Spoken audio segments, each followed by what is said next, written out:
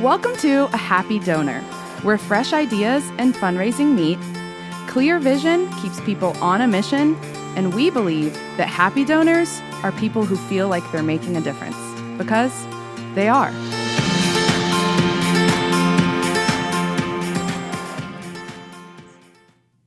Hey everybody, thanks for tuning in to A Happy Donor. I've got my co-host here, Stephen, with A Happy House. Yeah, Happy House of Keller Williams. Thank you, Bree. This is going to be fun today. Absolutely. And we have our guest today is Josh, and Josh is with an amazing organization with a very cool name. It is pronounced Proskuneo. We say Proskuneo, but it's Greek, so we're not exactly sure what it's supposed to sound like originally. Exactly. And he's going to tell us about the incredible work that he's doing over there, his missions, and he's also got a really neat way of how he is taking care of his donors. I can't wait to hear more, but Josh, why don't you take it away and tell us about this amazing Greek word that is very unique, and just tell us more. Sure. Well, the ministry that I work with is called Proskuneo, and Proskuneo is a Greek word that's translated worship in the New Testament of the Bible. And so we actually work with a lot of different cultures, and we see how we can bring people from different cultural backgrounds together for worship, to worship God. A lot of times here in the United States anyway, it's been said that 11 o'clock on Sunday mornings is one of the most segregated times of the week. And we're doing what we can to change that narrative. So we live and work outside of Atlanta, Georgia, in a little town called Clarkston, which is majority refugee. People from all over the world, wherever there's been trauma in the last 20 years or so, have been resettled here. And we work with music and with arts and with trauma healing and community building. And that's what we're about. Wonderful. And how did you get started with the organization? I actually am the founder. My wife and I founded it together about 20 years ago. This August will be our 20th anniversary of the organization. And it started sort of personally. I am a person who grew up in the United States and also in the Dominican Republic. I grew up speaking English. I grew up speaking Spanish. And as I was entering my adult years, I realized every day when I went to church, every Sunday, I had to decide whether I was going to be Dominican when I went to worship or whether I was going to be American when I went to worship. And either way, I felt like I was missing something or losing something. And so as I just leaned into that tension myself, I realized, man, it's not just me who's missing out on something. Really, the world is missing out because we stay segregated culturally and racially. And that's what led to the start of Proskuneo 20 years ago. What were some of those aha moments for you? What was it that when you did start meeting with different cultures in the room? What happened? Yeah, so one of the things we noticed pretty early on is that a lot of times when people from different cultures get together, there is one dominant culture, there is one dominant language, and everyone else feels like they have to assimilate to that. So here in the United States, that might be English. In the Dominican Republic, that might be Spanish. And in South Korea, that might be Korean. But what happens then when we assimilate is we actually leave those parts of ourselves that don't fit the dominant culture. We leave them at the door when we come into worship. And for me, it's so important from my perspective that when we come to worship God, we bring all of who we are. And so when we started singing in different languages and gave people space to sing in the language that we call their heart language, the language that they dream in, the language that they speak most freely in, the language that they can speak about those deepest places of who they are in, then they were able to connect with God and with the others who are there on a deeper level. It was really beautiful when we realized that was happening. How large is your church now? We actually are not a church. We are a parachurch organization. So we work with a lot of different churches. So there are a lot of churches who are trying to figure out how to do this because their congregation has become diverse, or their neighborhood has gotten diverse and they're not even sure what Sunday morning could look like with that kind of diversity. So we consult with a lot of different churches all over the nation, and then we do some international travel as well. There's something about music. I think even when you see a baby and they hear music, they instantly have, like, they know how to dance or move. There's something about music that it's a language that everyone can speak. And I think there's something really beautiful about that when it comes to, as you were saying, how do you worship? How do you, as one person, kind of fit into this mold? And something that we have, as we're doing more and more of our Happy Donor podcast interviews, is we're finding how different each organization is and the different ways that they are either responding with their donors, volunteers, their own employees, and how each one is so different. So for you guys, our Rob, our mutual friend here, was telling us about how you have a very different approach, a very different impact when it comes to working with your donors. Is that through music? How are you capturing that? He used the word Prism. So I'm really intrigued to know more about that part.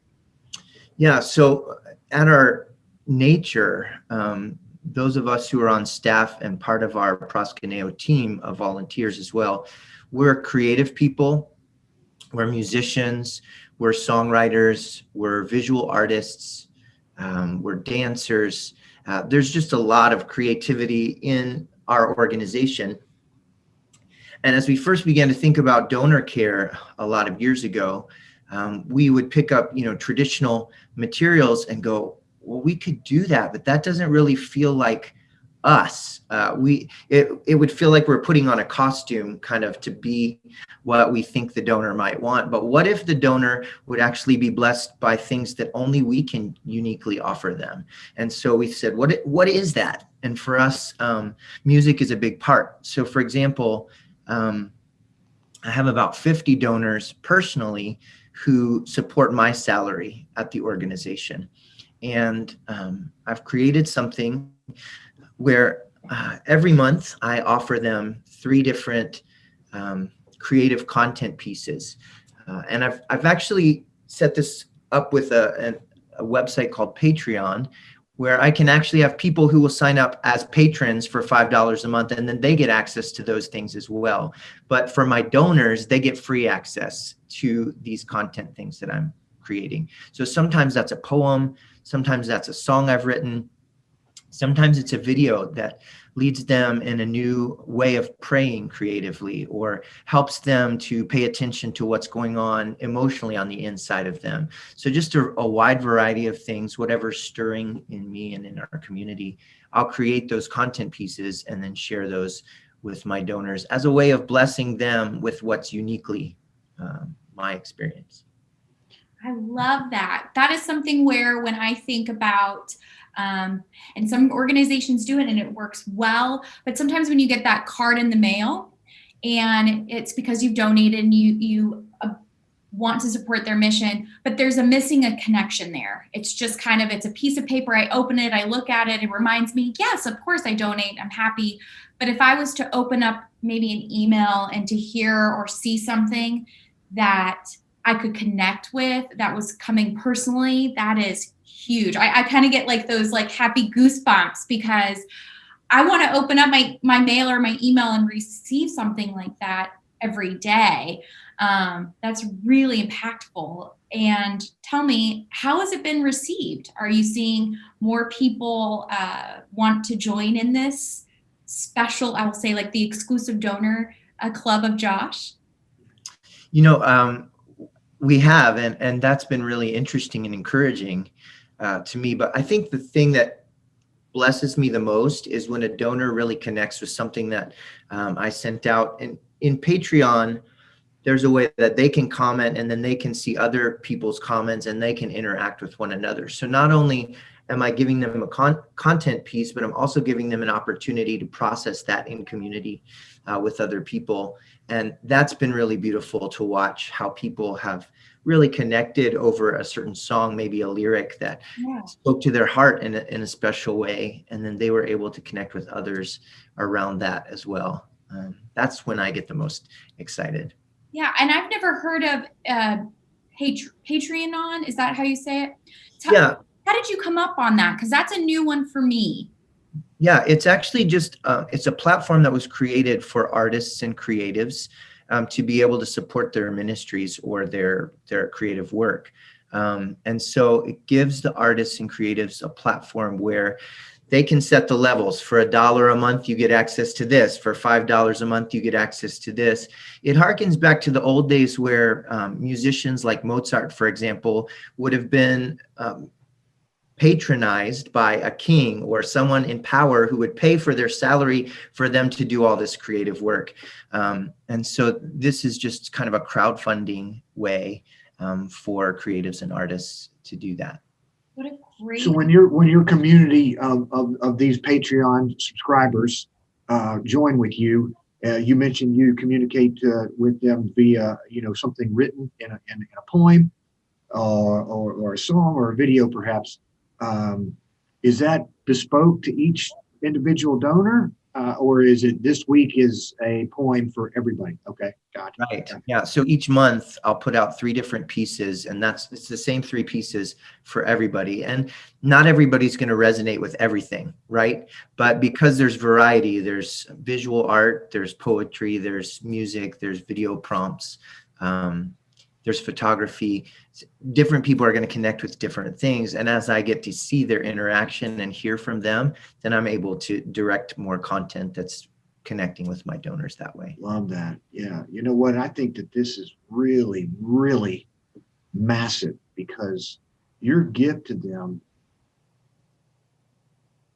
it seems to me that it would really make them take a pause, right? I mean, and just dig in. What has Josh got to share with me today? And it can be written, it can be musically, geared in that message too. So, especially now, because I feel like we're more separated now more than ever. For me, worshiping I'm not a great singer, but there's something about it where when I'm worshiping, man, I am the best. It doesn't matter who's around you, it's great. And that's something you miss. That's something that's hard to grab, especially if you're at home and you're watching over Zoom. So having that extra touch point is pretty amazing. What are you doing for the folks who haven't quite joined yet, but still want to participate? Yeah, so Patreon also allows me to put some content out that's free and that's open to the public. So some of the content I share is just for my patrons, and then some of that I'm able to open up. And sometimes I'll have my patrons will actually ask me, will you open this up so I can share it with Aunt so-and-so, or I think my friend would really benefit from this. And so it gives that option too for them to share what's meaningful to them, and then others may connect with the mission and vision as well. That's beautiful. We keep hearing that too. So something that has been, that I keep gravitating to is you have to have this connection, this human connection, instead of just sharing it and being like, hey, this is a neat article I read, take a look, but being able to say, I support it. I want to share it with you. I want to share this mission with you. That's been really neat to see. I guess you could call it like a peer-to-peer almost way of sharing. So that is pretty great. And have you seen, so are you sharing more? We'll have to get your link to your Patreon page for sure to see. What's been your favorite part, like your favorite moment of sharing? Well, personally, I really enjoy the live connection, right? So I do enjoy creating the art and then putting it out there for people to enjoy, but it's most exciting for me when I can see someone's face and we can actually talk back and forth. So a couple of things that we've been able to do in that regard. One, for patrons who are at a certain monthly level, I have a monthly Zoom call like this where we just hop on for an hour, and I'll maybe share one of the things that I've been creating, and we'll engage with it together live in real time, and I'll hear from them what's been stirring in their hearts and minds over the last month. I love that. And then we've also been able to do some live worship gatherings via Zoom, where we just said, hey, if you just need a space to worship for an hour and a half, that's what we do. We love to create that kind of space for people. So why wouldn't we do that for our donors as well, right? Why wouldn't we offer them that? And sometimes, in the past, we've thought, well, our donors are spread all over the country and all over the world, so how could we actually provide that to them? But everything's changed in the last year and a half with Zoom. We've opened up those possibilities. So right before Christmas, we had a live worship night where donors from all over the world were able to just sit in, share their prayer requests with us, pray and worship together. It was beautiful. Love that. So let me backtrack just a little bit. If I understand right, Proskuneo provides tools and systems per se. If somebody said, I want a more diverse community, and I would love to, have a ministry church service that embodies that, you would come into a church or an organization, and I guess over a period of time, help them launch that? We do. Yeah, we offer both training, which we think is not just about content, but also opening them up to relationships that would help build them and develop them. And then we also offer resources. So we're creating all kinds of multilingual, multicultural worship resources that we can share with churches who are in transition. So some churches we partner with for a long time, or even ministries or businesses we partner with for a long time in a consulting way, where we'll walk alongside them in the process. And some then just want us to come to demonstrate what it could look like, or to catalyze some creativity within their community, and then they take it from there. How many plants per se, new communities like this have y'all been able to start? Do you have any data on that? Well, we do have some data, and then we're hearing all the time things that are starting organically that started because someone attended one of our trainings and then just took it and ran with it on their own, which is great for us. We don't have to have our fingers in all of it. We just are excited to see it happening. So probably in the last year or so, we've worked with 20 different communities, both in the United States and overseas, in a more intentional way. And then our resources and our training videos and our seminars, et cetera, are reaching thousands and thousands. Love it, love it. Are there any other fundraising methods that you use to interact with your donors? I mean, you got some massive secret sauce right there with your Patreon, and how, and like I said, you just get somebody to really pause and dig in with Josh for a moment. But are there any other systems that, fundraising, you mentioned a minute ago that you felt like those normal fundraising practices just weren't you? Are there anything else other than this, or is this just your sole way of doing what you do? Sure. Yeah, we do an end of year campaign every year through email and through social media, and that's been very helpful for us and successful. This year, we actually tied that end of year campaign also to creating a new product that we sold as a way of raising money. And what we did is we realized that most people don't have access to, or have never even thought about, a multicultural nativity set. We have nativity sets in our house for Christmas, but usually they're all one culture, and usually it's the culture that looks like us, right? And we don't think about what people on the other side of the world might be doing in celebrating Christmas. And so we created and designed in our community a multicultural nativity set with different skin tones and different fabrics used from our global travels. And then we sold those as part of our fundraiser this year as well. Very cool. Now, maybe with y'all being so artistically blessed, did y'all paint those nativity scenes then? We did. We painted each character a different skin tone, and then we clothed each one with fabric from a different culture. So there was a Sudanese fabric, and there was a Thai Burmese fabric. So we created it with the resources that we have in our community and with the cultures that are represented right here in our community. Wow. Bree, what, I I mean, know. I know. I'm sitting here because what's interesting is this last Christmas, we were trying to find, we have a friend who collects nativity scenes, and we were trying to find something new and different and exciting. And I'm sitting here going, okay, where was this meeting beforehand? Right. Living in Atlanta, you're just in this beautiful melting pot. Yeah. And when, it's like such a great opportunity to be able to really embrace that and share that. You guys have nailed it. You just are nailing it. Well, it's our firm belief, and this is what we encourage anybody. You might not have the same resources that we have, but a lot of times we get stuck because we're always comparing to the ministry or the organization across the way, and we're saying, well, we don't have that, so we can't do donor development or donor care, or we can't do X, Y, or Z. And what we say is, what do you have?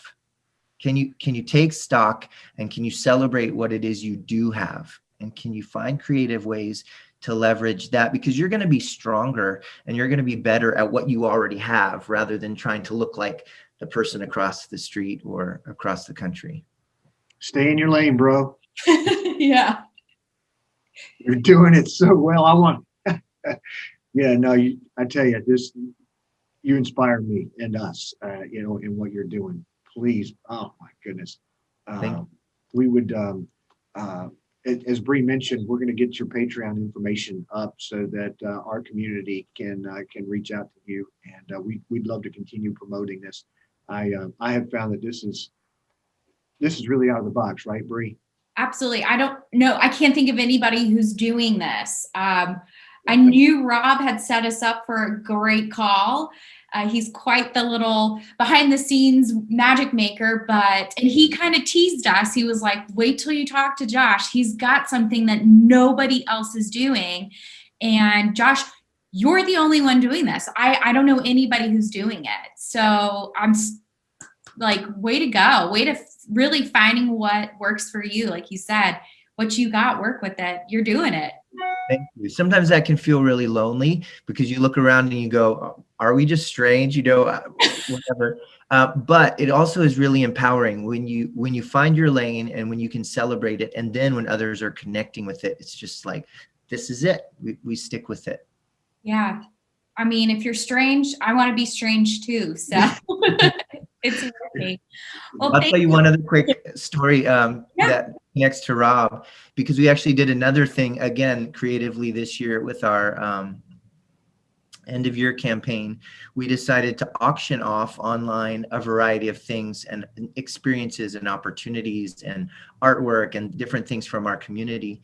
And one of those is we have a lot of really amazing ethnic restaurants here in Clarkston. Great food, and Rob loves that particularly. So he actually bid and won on a progressive dinner that we're going to offer once COVID dies down here, a progressive dinner where people will come and we'll take them from restaurant to restaurant, sharing stories of our community, and they'll get to try food from all over the world, and they support our mission at the same time. So I'm signing me up for that too. Yeah, I was going to say, how will you tag along? Yeah, exactly. Ask Rob if he invites you as his guest, then you can come. If there's one thing and that's the other thing too, I know with Rob is for him, he's missing that. His way of like feeding others and having that round table feeling.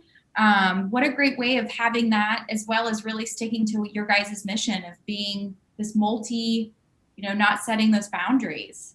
Exactly. I'll say this, and then I'll let Bree close us down. And I've got to look over here on my wall because I was doing some of our preliminary homework before we got on the call today, Josh. And I did not get the gal's name. It was on your website, and she said, "So I'm going to steal this, right?